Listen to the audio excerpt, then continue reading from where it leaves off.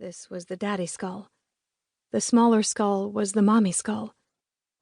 In the tall grasses, the bones were scattered together so it looked, almost, as if they were dancing, lying down where they'd fallen a long time ago.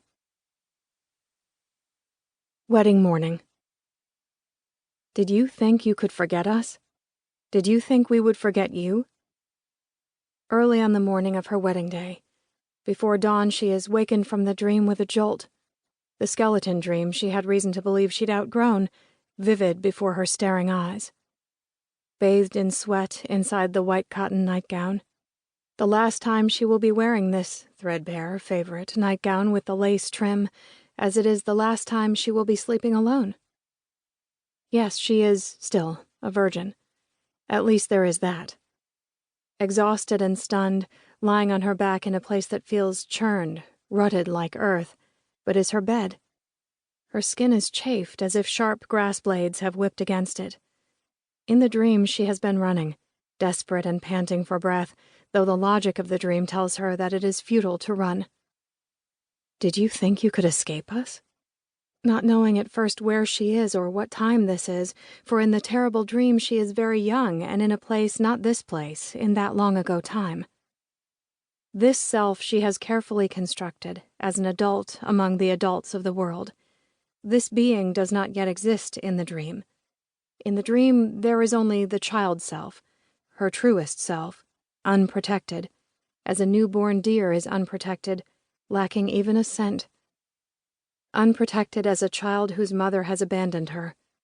Unprotected as a child taken into the home of an aunt out of pity after her parents have abandoned her. In her sleep, she'd sensed that it was imminent, the skeleton dream. For first there is the premonition, a feeling of paralysis in her limbs and numbness in her being, an anticipation of something very terrible at which you must not look. Yet in the dream you must look, for you have no choice. But why on her wedding eve? Why this old, terrible dream of childhood? She is in the grassy place by the shallow creek. Litter has been swept downstream by rainstorms, flooding. Pieces of debris, broken tree limbs, mummified bodies of small animals, remains of a rotted backpack. And among these objects, scattered in the grass, the skeletons. How would you know that the bones are human bones? You would not. She does not. No. Except for the skulls. Near hidden in the grass, not far apart, waiting for her. The larger skull with gaping eye sockets, nose. Grinning broken teeth and an unhinged jaw, for he'd been shouting. The smaller skull, with smaller eye sockets, nose. This is the quiet skull, the watchful and wary skull. It is significant, unless it is purely chance, that each skull has come to rest face up. Whoever she is in the dream is not who she is now. No longer. Much older now. 20 years old now. Safe. An adult. Except, observing the creek bed, the glittering water, if you listen closely, you can hear voices, just audible.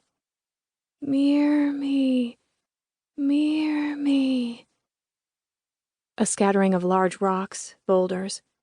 Some have been bleached bone white by the sun. Some are dull gray, leaden. Some are covered with curious gnarled growths like tumors. A few of the bones have made their way into the stream bed, carried a little distance downstream, lodged in rocks, as if they'd sought to escape and had failed. How long ago the living flesh had died, turned rancid, melted, and fallen from the bones.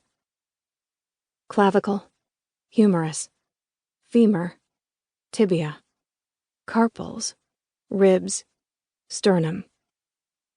How is it that she knows the names of these bones? She has never taken a course in biology. She has no aptitude for science. Her fiancé would know the names of bones, pre-med at the State University. Though he has become discouraged by the cutthroat competition in the program, which leaves him trailing behind a third of the class, not willing to cheat even if he'd been capable of cheating with the expertise and panache of the other students.